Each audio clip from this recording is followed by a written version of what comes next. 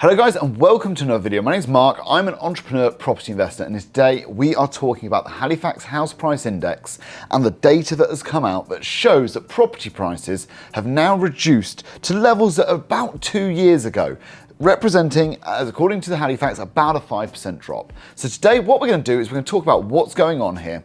We've got some data in front of us. Unfortunately, I'm going to have to use my phone. Haven't got my laptop with me, so I do apologize about that. But if you like this sort of video, you like this sort of content, talking about property, please give this video a big like. It really does help me out with the algorithm. And if you haven't already subscribed, why not consider subscribing? So guys, let's get into the data. Let's talk about what's going on. This month, we are looking at a change of 0.4%. That's a reduction in house prices across the board. And when you look at the data nationally, all areas of England have received a reduction in house prices, but the southeast of England has reduced by 5.7%. Northern Ireland only 0.2% on an annualized basis. So we are looking at a reduction this month. Quarterly, we're looking at a change of 1.8% across the board. Again, this is all regions. And annually, we're approaching that 5% on average, with the south of England representing a little bit more and the north of England a little bit less. So guys, what's going on here? Basically, we all know that interest rates are going up, and as interest rates are going up,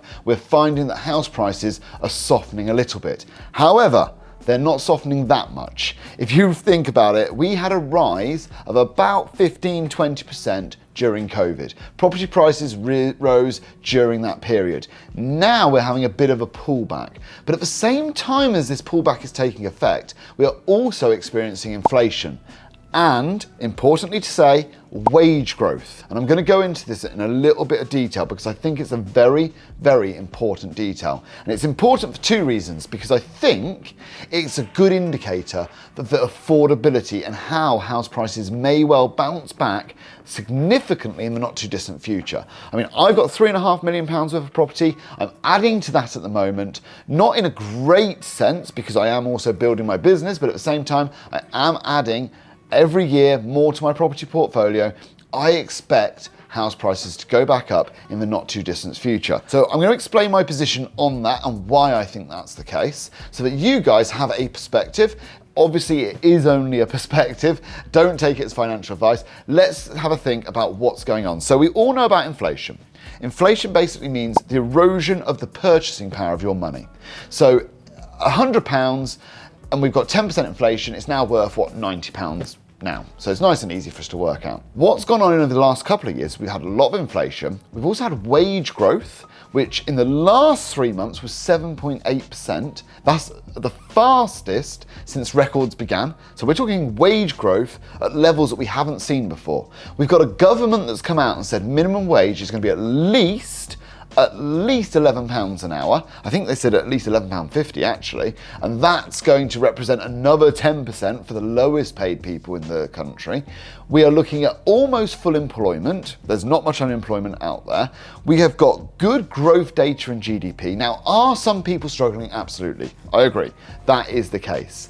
However, GDP is growing, inflation's coming down, wage growth is there, interest rates have leveled off. We have the catalyst now for growth. And I think we could see that come through in big numbers. Now, affordability, if you think about some of the areas, I was talking to a chap last night who purchases property in the northeast. I personally purchase in Yorkshire and Sheffield, and I've got a few properties up there. So I'm going to talk to my experience. But if I can buy a 3-bedroom house in Sheffield, for example, for about £130,000 to £150,000 today, I'm looking at a mortgage on that, even if it's at 5%, on a loan of about 120,000, let's 115,000, something like that. We're still only talking about £500 a month. It's not a huge interest-only loan, which means I can rent that out at a sensible margin for about £800, £900 a month and still make 10%. So what does that mean? Well, it means that if the end consumer of that product, the renter, is renting at £800-900 a month, how affordable is that compared to wages? Now, with wage growth growing, the average wage now sitting much higher than it was 2 years ago, and at the fastest rate pretty much since records began when you look at the data according to the Office of National Statistics, but records did only begin in 2001, I think it was. So it's fairly recent. Still, fastest record wage growth in 20 years. That's pretty impressive. We are looking at the catalyst for people to have more affordability. Guys, sorry to interrupt this video, but I wanted to give you this information and I promise it'll be no more than 15 seconds. If you want to have a free one-to-one consultation with me, a quick chat about anything at all you need to do is click the link in the description. It will give you a quick form, fill out your details, Tom will get in contact and book it into my calendar with me, then we can have a free consultation. I'm doing this for anybody who wants to talk to me until I get to 10,000 subscribers. So guys, let's get back to the video, but fill in the form, have a chat. Now in the South, I get it. You've got loans where people maybe borrowed 300, 400, 500,000 and going from 1% to 5% is absolutely devastating to some people down there. However, in the areas where I'm investing, Sheffield, Kettering, Wellingborough, Northamptonshire, Nottinghamshire, all these areas where property prices just aren't that high in comparison, you know, 3-bedroom houses between 150 and, you know, let's say 250,000 in the more expensive areas of Kettering and Wellingborough and Corby, a little bit further south than the Nottinghams and the Sheffield areas. But even then, very, very affordable. And those mortgages, I think, are still incredibly affordable for most people. So I think we're going to see a story of two halves over the next kind of 5 years. I think the south of England, unless interest rates come down, because you're talking about buying, if I bought a £400,000 house and put 100 grand down as a deposit, that's a massive chunk of money to put down. I then have a £300,000 mortgage, which is going to cost me £500 a month for every single 100,000 that I borrow. We're now talking about £1,500 a month interest-only mortgage on a 4-bedroom property, and that's an average 4-bed in my town of Didcot. The rent's only about £1,800 on those properties. There's no profit in it. There's nothing. There's no point in doing those investments. So either rents have to go up massively, and bear in mind, 1,800, 2 grand, that's a huge proportion of someone's wages. Let's say, for example, you're a 2-earner household and one of you earns 30 and one of you earns 20. Well, combined, you're only taking home about 3 and a bit grand. Like food and electricity bills, you're gonna have no money left over. That affordability is stretched. But if your mortgage and your rent is only £800, there is much more room for another couple of £100 to creep in that rent, for house prices to go up by 20, 30, 40,000 pounds, which represents 10, 20, 30%.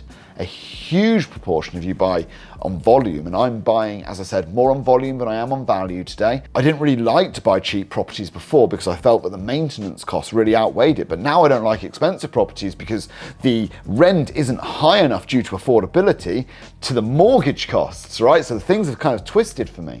And now I think it's really the time to be buying those properties that are in middle England, the ones that, you know, the average property is sitting at 280,000, the ones that are coming in at 150 for a 3-bedroom house, you're going to rent it out for 900 to £1,000 a month, and that's going to represent 12 to 15% ROI on a cash basis. And if you can negotiate a great discount in the meantime, you can make money when you buy.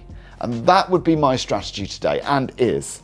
Make money when I buy, negotiate hard, make sure I get 10, 20,000 pounds discount on the purchase price as quickly as I possibly can, and then rent it out at a good market rent. So guys, that's my interpretation of what's going on with the property market. Now I know this was supposed to be a Halifax update, and I've gone on a bit of a rant about what I think is going to happen with property prices, but let me know in the comments what your opinion is. I'm putting my money where my mouth is. I've just bought a property in Sheffield in the last 3 months. I'm going to buy another one in the next 3 months. I'm going to buy a 3-bedroom house. I'm going to pay 120 to 150,000 pounds for it. I'm going to rent it out for £1,000 a month, and I'm going to make 300 to 400 quid a month on it, because I believe that I've got a really good opportunity for growth on that. I think that over the next 2 to 5 years, I'm going to see property prices increase by 20 to 30% in that area, because I think affordability allows it to happen. What's your thoughts? Let me know, guys. Thank you so much for watching. I'll see you on the next video.